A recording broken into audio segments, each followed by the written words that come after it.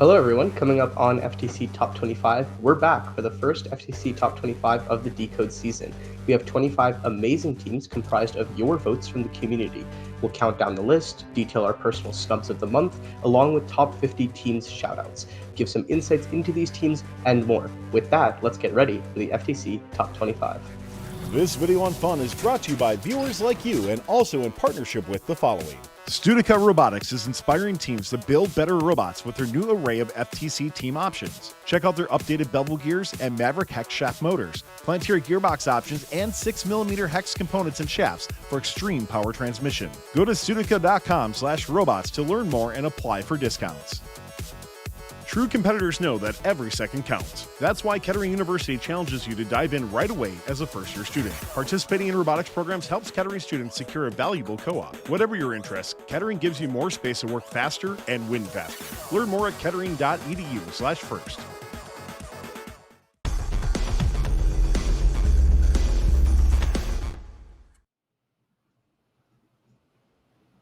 Hello everyone, and welcome to FTC Top 25, where we reveal the top 25 teams that you all voted for. From Fun FTC, I'm Abbas, and joining me tonight are Rahul, William, David, and our producer behind the scenes, Tyler.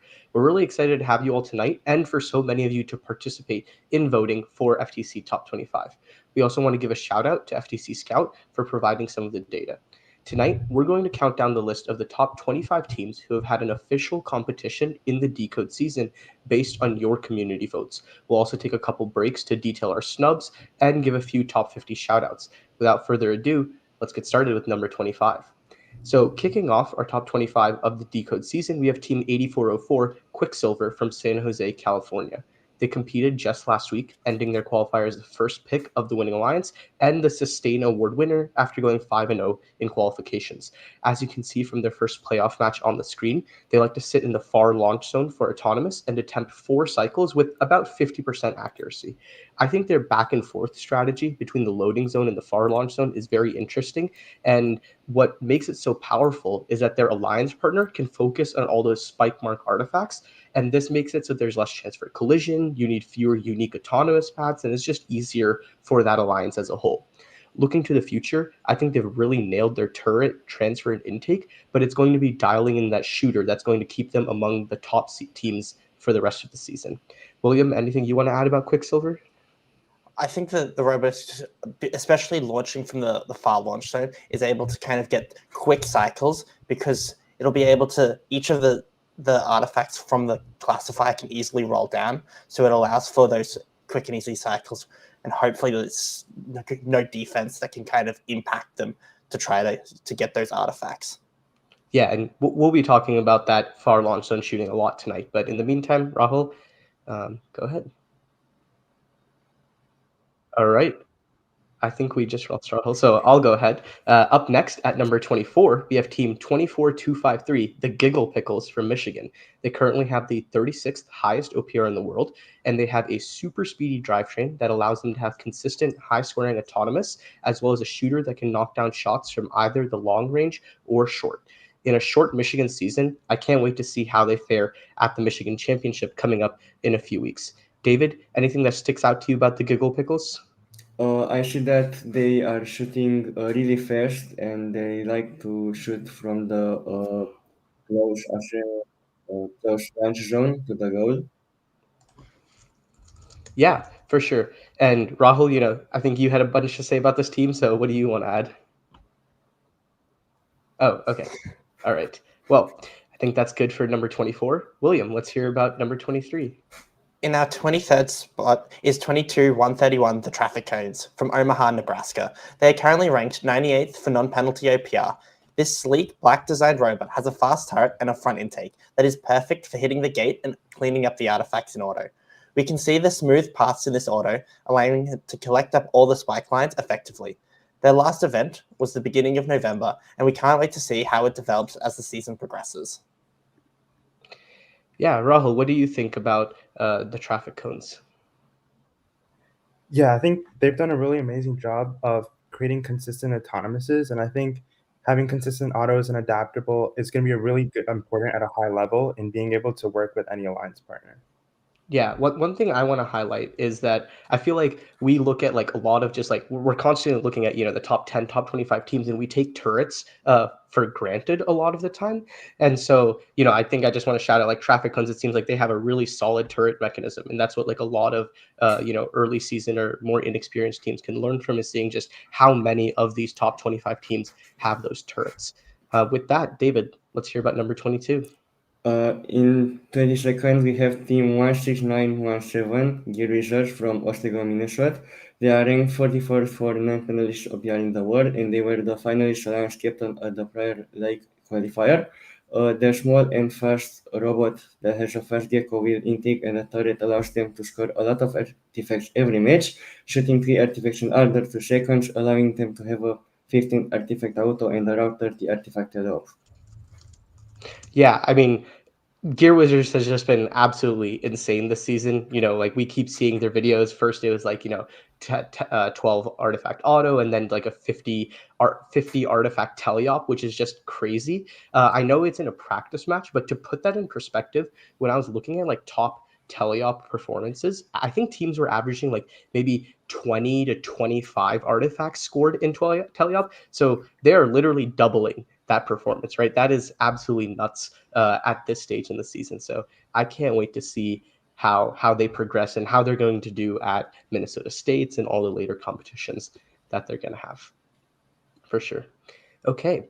In 21st, we have another team from Minnesota, Team 9415, Wrench Dressing from Chanhassen, Minnesota. They competed just this weekend at the Prior Lake qualifier as well, ending as the winning alliance captain and 9th non-penalty OPR in the world. They are another one of those robots that has a really wide intake, direct transfer ramp into a turret, and a hooded flywheel.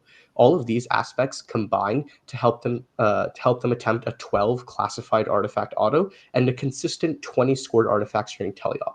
In my opinion, I think their biggest strength is how quickly they shoot, as they take barely any time to rev up, and they only spend about 300 to 500 milliseconds between shots. I think we see like a lot of videos in the Discord or on YouTube of teams who can do like a single set of launching very, very quickly, but doing it consistently throughout the match is a whole other deal. And I think Wrench Dressing showing this for like so many like 6 or 10 matches in their qualifier really puts them in this top 20, top 25 ranking that we have. Rahul, anything you want to add? Yeah, no, I think as you mentioned, being able to shoot fast is not only good for a faster teleop cycle, but also makes Correct. them yeah. It makes them really. I think he might be muted. Oh. In the 20th spot, we've got Team 21239, All Systems Go from Kentucky. They've been a strong team year in and year out of FTC, and this year they're shaping up to be one of the strongest teams in the world again, currently holding the 20th highest OPR of 111.4. In this video, we're going to see their autonomous being able to correctly sort the artifacts in their motif pattern really quickly, which is going to be really important at a high level. I can't wait to see how they perform at future competitions and to see how exactly their sorting mechanisms functions in their large robot frame, which I think makes them really hard to be defended against. David, do you have something to add about All Systems Go? I would like to add that their sorting mechanism, I really like what I see, that they can sort the artifacts, but we can see a lot about the robot. Yeah, I can speak to this a little bit, having seen a bit more of their robot. They have like what they're calling a linear indexer, and so it's really cool because the turret as a whole moves around to the different locations for the artifacts, and also the artifacts themselves can move. But it's led to this like really robust sorting mechanism, and I think it'll prove well for the rest of the season. So we'll see how it stacks up against that Spindexer, but I'm excited to see how it goes. Yeah, William, let's hear about number 19. In our 19th position is 22297 InfiniBots from Fremont, California. This team briefly held the world record score. Their non-penalty OPR is 107.81, with an impressive auto OPR of 41.11, making them the 8th highest auto OPR.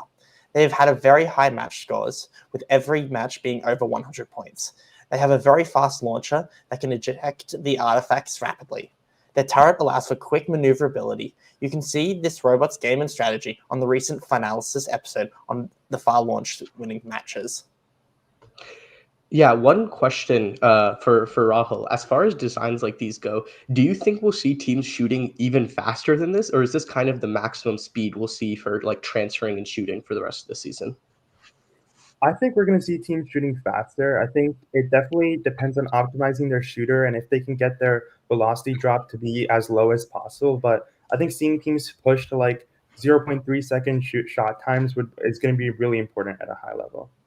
For sure. David, let's hear about number 18. In 18, we have Team 13737, Belton Cyber Pirates from Belton, Missouri, and they are currently ranked 6th for non-penalty shopyard in the world.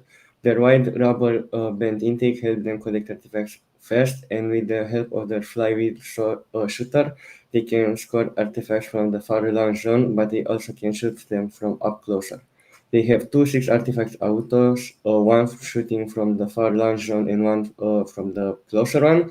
And when it comes to tele-op, they prefer shooting closer to the goal.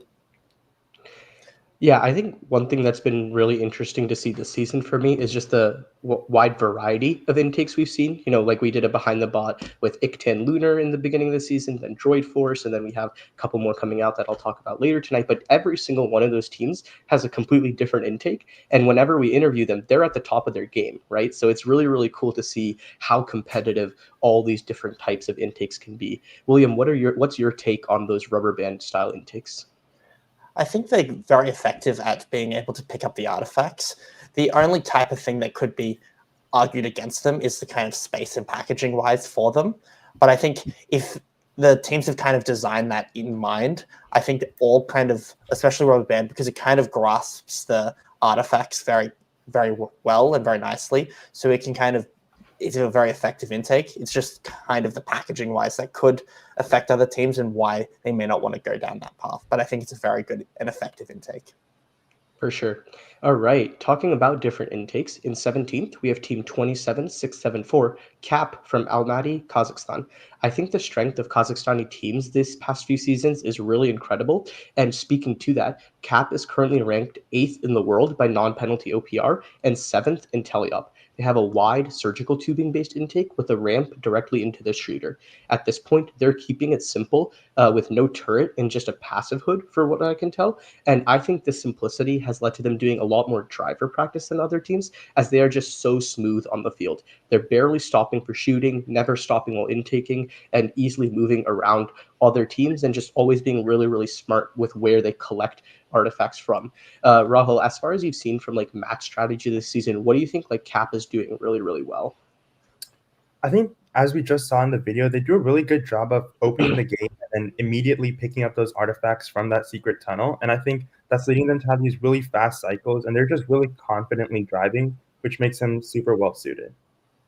Something else is they actually like they enter the secret tunnel and then quickly outwards, so that the opposing alliances can't kind of take advantage of them being in the secret tunnel. So it's kind of their speed is kind of is a strength as well for them, so that they can go in, take the artifacts straight away from opening the gates, and then launching them in. Definitely. All right, Rahul, let's hear about number 16. At number 16, we're going to see a different type of intake with 6962 Pokébolts out of Hawaii. They've been an amazing and consistent team for multiple years, now holding the 27th ranked OPR of 107.3. What stands out to me about their robot is how effective their mechanism wheel intake is at vectoring artifacts. It seems to me that no matter what angle they enter, the artifacts enter their robot, it's almost immediately entering their intake and transferring up into their shooter. That suited them super well for hitting this 41 artifact teleop in a solo video and picking up artifacts whenever they get scattered all over the field in competition. I'm excited to see what they pull off next, whether that be a greater focus on far zone shooting or some sort of endgame solution, but they've just been an amazing teleop robot so far this season.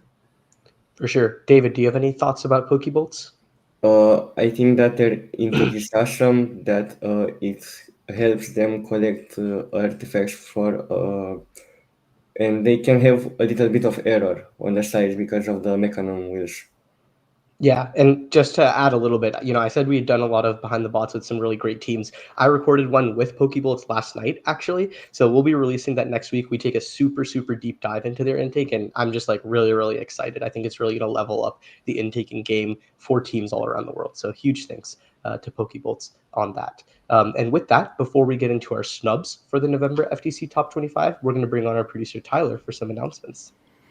Hey, thanks, boss. Hey, one thing I just want to mention, I think is really cool, real quick. We have people from 3 countries right now in all different time zones that are on this. And I think one of the greatest things about First Tech Challenge and First in general is that we can do something like that as a community. Can we just recognize how cool it is? I mean, we had a team from Kazakhstan on the top 25. We had teams from all over the world. Thank you all who voted. I think that's just a really, really cool thing that I wanted to mention on here. Before we get into our next segment, though, as well, let's thank our friends at Kettering University for their continued support of fun. Kettering's been with us for a long time. And of course, if you are looking for a great place that really has tons of people in first who are going to university, Kettering's a great option for you. There you can build your alliance, and every single student at Kettering experiences their cutting edge co-op programs that seamlessly blend the academic worlds. And it's not just an internship, it's a fully immersive working experience at the leading edge of industry. So you can see what scholarships that they have for those who are in first and a little bit more about Kettering University when you head over to kettering.edu/first. Once again, that's kettering.edu/first. All right, and with that, it's time for our snubs of the month. So these are teams that did not make the FTC Top 25, and they even landed outside the top 50. But we've all done a little bit more research, and we think that each of them should be recognized, and we're going to give a couple of reasons why. Rahul, start us off. Yeah, my snub for this month's top 25 is Team 2761 Heron Robotics from NorCal. Their intake has been absolutely amazing, being as wide as their entire robot, having some extremely compliant wheels, and possessing that touch-it-own-it quality that many teams aspire for. Their drivetrain has also been really fast and speedy along the field, which allows them to zoom around the field and have some really high-scoring teleups. For sure. As far as, making the top 25 next month, Rahul, what do you think they have to do in order to get into those, top seats? I think they showed like really strong performance, but being a little bit more consistent could have increased their OPR a little and would have really elevated them into that top 25. For sure. William, who is your snub? My snub for this month is 18360 Pimble Pride. They have the top OPR in Australia, winning both the Sydney South and Wollongong qualifier events. They have an OPR of 98.17, making them the 51st in the world. They have a very wide intake with a very fast pass-through launcher. If you blink, this team will have done a cycle. They are competing in the Australian National Championship in 2 weeks' time and will be a strong contender for this event. Yeah, David, what do you think of them? I think that they're awesome. I really like how fast their cycles are, and I am really looking forward to the Australian National Championship. For sure. And it sounds like you also are a fan of the Australian teams. Who's your snub of the month?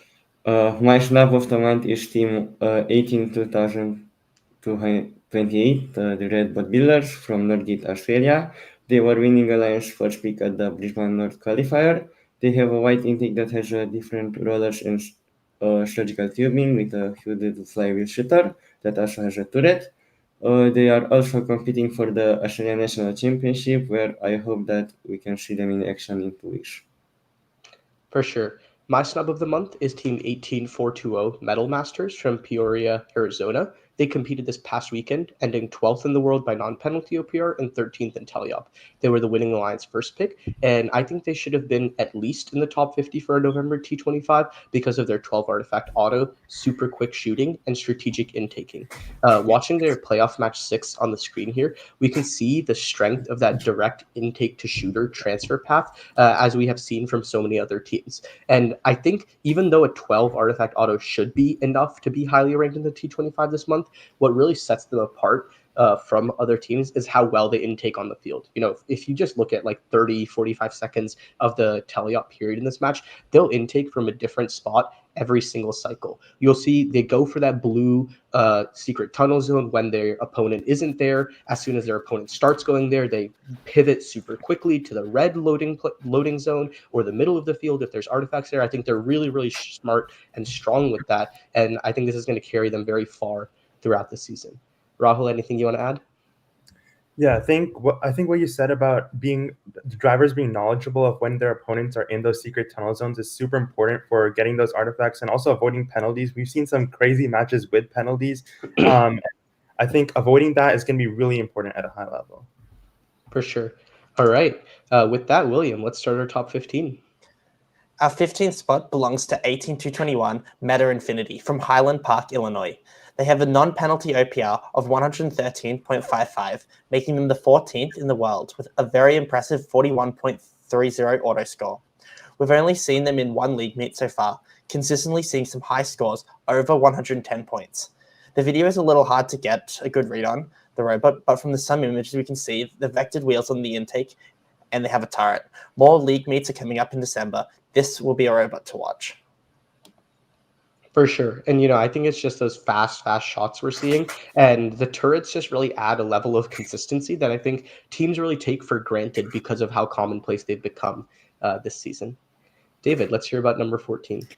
On our 14th spot, we have Team 23511 Seattle Solvers from Sammamish, Washington, being ranked 64th in the world by non-penalties OPR. The robot has a Quixilver drivetrain that flies through the field, and with their wide intake made from gecko and omniwheels allows them to collect artifacts almost instantly and shoot with their flywheel-headed shooter that has a limelight camera on their turret to align to the goal. At the moment, they still have space to improve, but I think that if they increase their shooter accuracy a bit, they will be one of the best teams this season so far. Yeah, Rahul, what's your take on the Seattle Solvers? Yeah, I think their swerve drive, especially when there's open field, when artifacts are all scattered over the field, has given them a clear advantage in the match videos I've seen of them, and gives them a really strong chance if they sort of increase that shooter accuracy, as David said, to be one of the best teams in the world. Yeah, I'm excited to really see. Go ahead, William. Something else with Seattle Solvers is the fact that they have the swerve. It also kind of prevents defense as well because they can kind of roll around much easier than the others and then just escape from those protected zones very easily as well. Totally agree. All right, in 13th, coming from down under, is Team 14380, the Blue BotBuilders from Northgate, Australia. They always have one of the most mechanically elegant bots every season, and DECODE is no exception. Their hashtag free sort mechanism is what I think a very clever solution to many of the packaging problems that all of the sorting transfer robots face. William did an absolutely excellent behind the bot with them about a week ago, and I recommend everyone watch that after tonight's show. Talking performance, they were the Inspire Award winner and winning Alliance captain at the Brisbane North qualifier, easily punching themselves a ticket to the Australian National Championship, which is in just 2.5 weeks. They had a 9 artifact auto a few weeks ago and made excellent use of their double-sided intake throughout the matches. I think polishing up their shooting accuracy is really going to make them a top 5 team for December, and just speeding up the time between shots is going to take them to the next level. I'm really excited. William, anything you want to hint at for Australia Nationals? Yeah. So yeah, the launching was quite slower. No, not slow, but very inaccurate, especially on the Saturday of the first competition, as the turret was kind of offset and it wasn't fully tuned for it. But there's definitely the second motor for their launchers getting onto it, so they'll be more effective, especially at launching far, as well as more of that recovery time as well. Awesome. Yeah, we don't have to wait long to see how it goes. Rahul, let's hear about number 12. At number 12, we've got Team 10644 CyBugs from Michigan. They've been dominant on these top 25 lists in years past and are back again with another strong performance, holding an OPR of 100.1. They've been really consistent this year, having a really accurate shooter and an intake that allows them to drive full speed into a clump of balls and pick up artifacts. They've also got a really strong implementation of a spindexer, which allows them to score motifs and autonomous, and I can't wait to see what more they're going to add to an already amazing robot. Yeah, David, what's your take on those spindexers? Do you think they're going to be around for the rest of the season, or do you think there are more effective designs out there? I think that spindexer that is really well made will be all around the season. But also, if a team has a spindexer and has the option not to use it, it will be wonderful for the team, as the team could do a lot of cycles earlier in the match, and then in the last 50 seconds, 40 seconds, use the spindexer to sort the artifacts in the right order. Yeah, I totally agree. All right, William, let's hear our number 11. In 11th spot is 12,682, the golden ratio from Cary, Illinois. They have played a league meet and came away with a non-penalty OPR of 112.91, making them 16th in the world. Their auto and tele-up scores are very impressive, making them 19th and 24th in the world respectively. We weren't able to find a video of this robot, but it has clearly left a mark on those who have seen it. Yeah, I mean, not much more to say on that, right? I hope we see some more videos of them for next month. But in the meantime, let's talk about number 10. David, In take it away. 10th place, we have Team 330 Exodus from Austin, Texas, being ranked 23rd by non-penalty OPR in the world and 5th by auto non-penalty OPR. The robot that has a tank drivetrain is moving really fast in the field with a wide intake and a turret with a header shooter that allows them to score anywhere from the closer launch zone, making them one of the best this month. They also have a 12 artifact auto by using their custom tank pet follower, despite being the rookie team. Yeah, I think the tank drivetrain is really, really interesting. You know, Rahul, you were talking about the swerve and the advantages it gives, and I think tank gives a lot of similar advantages. Thinking back to Ultimate Goal, right, which was like a pretty similar game as far as teleop goes, we saw tank having some strength in teleop, but I still feel that the maneuverability of it leaves something to be desired. What's your take on that, Rahul? Yeah, I think tank. What I think it could be really strong at is a far launch zone robot. If they're able to For just sure. drive back and forth between the human player and that far launch zone, almost similar to in Freight Frenzy, how tank robots were really strong at that shared hub and just driving back and forth. I think that's where we could see tank robots just being able to push through, being not susceptible to defense, and it could be really strong there. Yeah, I totally agree. I think the only issue is what happens when you have a match with two tank robots on the same alliance, right? That makes things difficult, as always. All right. Taking our 9th spot is a perennial early season T25 team, 11228 Overclucked Bots from Zeeland, Michigan. At this point, the question is not if they'll make the November T25, but rather how high they will be in the November T25. Currently, they're ranked 15th in the world by non-penalty OPR, 13th in auto, and 28th in teleop. The two biggest things about their robot are their extremely aggressive, wide, and vectoring intake, and far launch zone capabilities. Throughout the playoff match on the screen, you'll see them just ram into multiple artifacts at full speed and vector easily all the way from the edge of the intake. This is really what separates the good teams from the best right now. And this is really, really hard to do. Shaving off those few hundred milliseconds each cycle is what makes them a top 10 team. The second aspect to their game is the far launch zone shooting. This is something you'll see a lot from our top 10 teams as compared to those 11 to 25 plus. And they have a very consistent far launch zone capabilities, averaging around 10 artifacts in auto and 20 in teleop if you just look at OPR. We'll see how the Michigan State Championship shakes up in about a month. But besides adding double parking capabilities, I think Overclucked Bots is looking as strong as ever. William, what do you think? I think it's quite an effective type of robot, and especially going from that far launch zone, you're close to the gates that kind of get released from the classifier, so it's quite effective. It'll be interesting to see how kind of defense can be played against those kind of far launch bots. For sure. All right, Rahul, let's kick off our top 8. Heading into our top 8, we've got Team 14906 Leviathan Robotics from Oklahoma. They've got an amazingly fast and consistent shooter, allowing them to truly rapid-fire 3 artifacts in teleop and autonomous, being one of the fastest shooters I've seen this season. Their small and nimble drivetrain allows them to hit some quick cycles, and an intake that allows them to drive into a clump of balls in the human player zone and consistently pick up 3. They made the decision to opt for a simpler robot without an indexer or turret, and I think it's proving to be super beneficial at this stage of the season, being able to have a really high scoring autonomous and teleop. I can't wait to see what more additions they have to continue to improve this robot. Yeah, and you know we'll definitely see how the season evolves. But looking at this robot here and thinking about their robot last season, I remember they were extremely competitive at Worlds, and they kept with that. They maintained that keep it super simple attitude, right? And I think that lended themselves to a very strong robot last season. So they're not going to change it for this one. I think it's also really interesting to see that opposite sided shooter and intake. You know, we've seen teams be split pretty 50-50 or even maybe leaning towards the same side shooter and intake. So it's nice to see how Leviathan implemented that over here. Yeah. William, let's hear about number 7. In our 7th spot is ITKAN Solar from Plano, Texas. This is the white ITKAN robot. They currently rank 3rd in the world with an OPR of 121.83. The teleop is almost unmatched with a 95.2 OPR, making them the 2nd best in teleop. What's more impressive is that this robot was one of the leading robots from early in the season. They'll be competing again in early December. This is an effective pass-through robot, and I'm sure to see great things are coming from this team.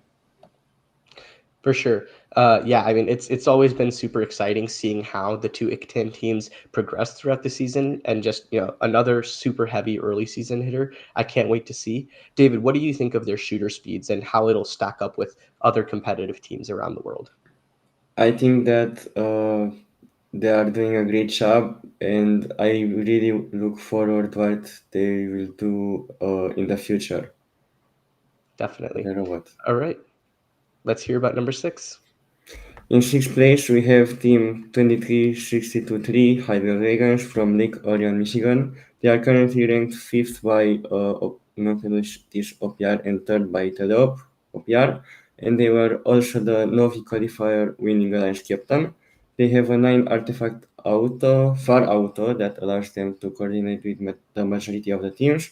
The robot has a headed flywheel shooter that allows them to score all around the far range zone quickly, and will help with the help of their white gecko wheel intake, makes them do a lot of cycles, being one of the best teams in this month. Yeah, I mean, Michigan is just always super, super competitive. So I know Hydra Dragons is going to be doing super well heading into that Michigan state championship. David, do you see a lot of teams at Michigan having to do that thing, or do you think that they'll be open to other Hydra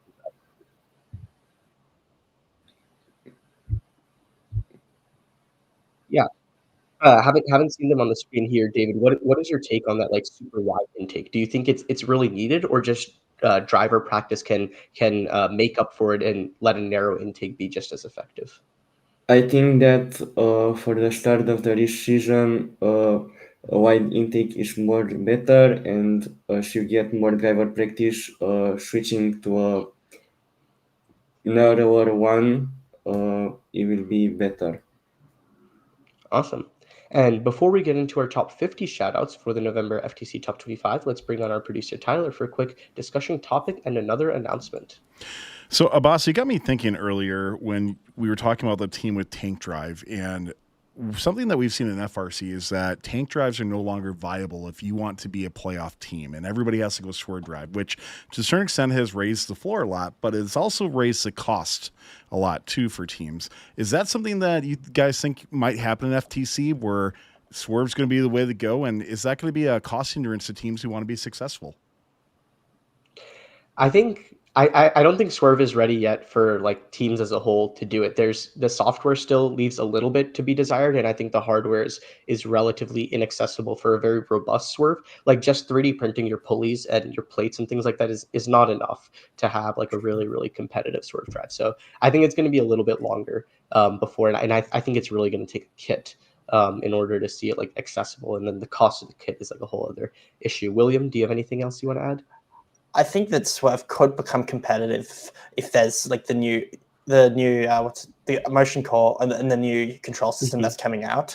So when we see more of that, potentially Swerve could become viable from that. But I think at this point it's just too kind of too inaccessible, and the kind of challenges that relate to it just isn't worth it at this point in time. I think mechanisms are probably going to stay the common meta for a little bit, for a few years to go. Yeah. And last thing to add on that, I think I remember Team 25538 Aura, they have a 3-wheel Swerve drive, so I'm really, really excited to see how that plays out this season. And, I think that'll influence teams a lot if it's super successful. All right, well, let's thank our friends from Studica Robotics before we hop into our top 50 and our top 5 teams also as well, too. And, of course, Studica Robotics is an awesome supplier that many teams, we're starting to see so many teams utilize Studica, especially for their awesome T6 aluminum structure, which is some of the most durable structure you will find out in the FTC world. Now offered in 6 different colors as well, too. Teams, you can customize your structure however you like with Studica Robotics. Many new products and updates for DECODE. You can check out their bevel gear sets, Maverick Hex Shaft motors, Planetary gearbox options and 6mm hex components and shafts for extreme power transmission. And if you're in the US teams, you can apply. They get a 25% discount when you go to Studica.com/robots. Or you can scan the QR code. Once again, at Studica.com/robots. Find everything you need to build and empower your robot with cutting edge capabilities. That's Studica.com/robots. All right, thanks, Tyler. So before we get to our top 5 teams for our first top 25 of the season, we're going to bring up teams which just missed out of the top 25 with our 26 through 50 rankings. So you can see them on the screen there, and each of us have picked one of these teams to give a shout out to, as well as an honorable mention. So Rahul, take it away. My top 50 shutout is Team 24799 Mechanical Advantage from Flower Mound, Texas, who currently holds the world record score of 259 non-penalty with another team which we'll be talking about soon enough. They've also got the 11th ranked OPR in the world, which surprised me that they didn't crack the top 25. Their fast spindexter allows them to consistently score motifs and autonomous, holding the non-penalty autonomous world record as well. In such a competitive region of Texas, they're proving to be one of the best robots in the world. I'm excited to see what's up next for them. Totally. William, who's your top 50 shout out? My top 50 shoutout is 23-224, the Cheesy Bites. While their OPR is improving, they have a solid foundation of a robot, but most importantly, they have a great robot name, Sideswipe. The FRC style bumpers make this robot pop. With more tuning and development, this robot will move up in the rankings. They've recently gone just for the far launch zones, like the top strategies of it, and I can't wait to see how they continue to develop. Definitely. David, who's your top 50 shout out? My top 50 shoutout is Team 2600 Theseus from Brisbane, Australia. Despite having a quite low OPR, they have a 12 artifact auto and a robot that has a turret with a header shooter that allows them to shoot from anywhere inside the launch zone, closer to the goal, and they also can shoot while moving up to a decent speed. Yeah, I mean, we all remember how Theseus pulled it together for Australian Nationals last year, then also a good performance at Worlds. So I'm really excited to see what they do in the coming weeks. My T50 shout out is Team 21229 Quality Control. They went 5-1 at their last league meet and have one of the most robust software stacks every season. For DECODE, I think their right-left sorting system that we'll see on the screen in a moment is a really interesting approach to the early season. One thing that they do really well is intentionally store artifacts for endgame in the loading zone and then take very quick back and forth trips, if we see in the last 30 seconds. And they do this by directly dropping artifacts into their robot so they can just maximize those pattern points. Additionally, they have a rubber band-based intake that we've talked about a little bit tonight, and this provides a very smooth collecting action. That, combined with a flat-based hood rather than a pivoting hood, leads to a very unique early season robot, and I'm really excited to see how they shake out at their league tournament in under a month. Awesome. So with that, we're going to start off our top 5. In number 5 is Team 16010 Astra Machina from Omaha, Nebraska. They have been one of the strongest early season DECODE teams, currently 12-0. They're ranked 18th in the world by OPR and 3rd in auto OPR, thanks to a very consistent 12 artifact auto. I interviewed them in a Behind the Bot very recently, so stay tuned for that release tomorrow. Shown in these videos is their new shooter, which is just the lightest and slimmest one I've seen this season. It's just crazy how they still managed to pack a 9,000 RPM counter roller at the top of that shooter. They've already demonstrated a bunch of really strong individual scores, and looking to the future, I think adding double park capabilities will really make them an unbeatable team for the rest of the season. William, anything you want to add? I think that it's a very effective robot as well. The turret is allowing for that easy maneuverability, and the launcher just being able to kind of track onto that goal is just something that most teams kind of overlook. But I think later on in the season, more teams will probably go to that turret to try to go for more maneuverability around the field. Yeah, Rahul, what's your take on a motor-powered turret versus a servo-powered turret? I think it really depends on how much, obviously what motors you have, but also like if you're intending to if you're trying to shoot while moving, perhaps a slightly faster turret and correcting for your robot's movement could be interesting in having a motor, but also servos can be effective. And yeah. For sure. All right, with that, Rahul, let's hear about number 4. At number 4, we've got none other than Team 23213 Open Source from Texas. With what I think is one of the most mechanically impressive robots thus far this year, they've got the 10th ranked OPR in the world of 115.7. Their double-sided intake has allowed them to intake artifacts almost immediately whenever they zip around the field, and their Spindexer has perhaps made them one of the most consistent teams in the world at scoring motifs. They've hit a sorted 12 artifact auto in competition, which is absolutely insane at this stage of the season. They've also got very fast shooting, especially for a Spindexer, which makes their implementation just really impressive. I'm excited to see with what changes they further add, if they add some sort of end game or if they go to shooting more from the far launch zone. But so far, they just have such a mechanically impressive robot. Yeah, I mean, open source was super strong last year as well. I remember them putting up like new world records basically every other week once we got into like the later months of the season. And this we see that rubber band based intake again, and it's just so impressive how little or not at all it displaces the later artifacts when it's collecting. Right, that's just crazy to me. So yeah, huge congrats to them. And William, let's hear about our number 3 spot. In our third spot, we have ITKAN Lunar, also from Plano, Texas. This is the black robot and ranked second in the world for OPR and first in teleop. This is the definition of simple but effective. They have a strong coordinated auto with their sister team, one of the first teams to show off the power of working together during auto. They have more matches coming up soon, and I'm looking forward to seeing their auto develop to include more gate opening, which will take them to another level. Yeah, I remember doing a behind the bot with them like early season about a month ago. And when they said they have a 3-pound weight on their flywheel, that definitely raised some eyebrows. And I was like, wow, that is pretty crazy. But you can clearly see what that results in and how fast those shooter cycles are. David, anything you want to add about ITKAN Lunar? I see that they start shooting really fast and they score really fast as a whole, like intaking the artifacts and then immediately going to score them. Definitely. David, tell us about the number 2 spot. In the second spot, we have team 23 849 Droid Force from Bell of Washington, being ranked 7th by non-penalties OPR. They have an incredible robot that flies to the field, having 500 RPMs on the wheels of the chassis, scoring and collecting artifacts with ease. They have a fast and simple robot, which allows them to make a 12 artifact auto and score a lot of artifacts during the teleop period. I'm really looking forward to their next events as they will have the Hockey League tournament in 2 weeks. Yeah, and this is another team we did a behind the bot with, so super excited, and I was really happy we could grab that footage. I mean, they just talked a ton about their shooter, transfer, everything. Totally recommend watching that as well. William, what are your thoughts on that double-wheeled shooter? Are you a fan of it, or do you think it's overly complex? I like it, so it allows for a more effective flight path and no bouncing, because the bouncing of the artifacts can really affect you if eventually they go for sorting as well, because it can kind of change the order in the goal. But I really like the look of this robot, and it's very effective at what it does. The other thing I also like about it is it's quite skinny as well, so it's kind of like they can easily get a full park and then allow for a partial park as well, so allows for more of those end game points and potentially the ranking point. For sure. And, I'm not sure if you guys saw, but it seems like they have built a V2. We saw some early clips of it. Rahul, what's your take on rebuilding a robot that's already so successful?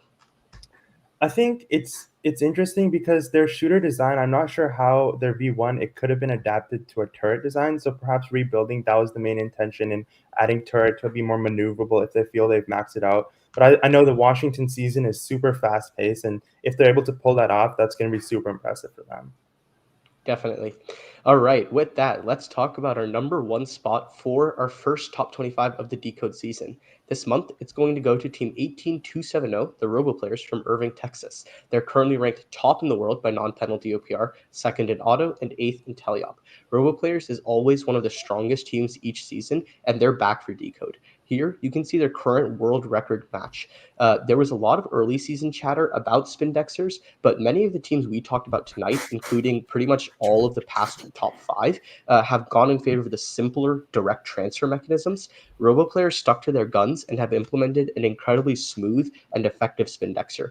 One thing that I think is like really cool about this is how open it is, right? Like you can see a lot of what's going on in there, and I think that's definitely huge for debugging and just general match strategy in case anything goes wrong. But it's also really neat for the audience.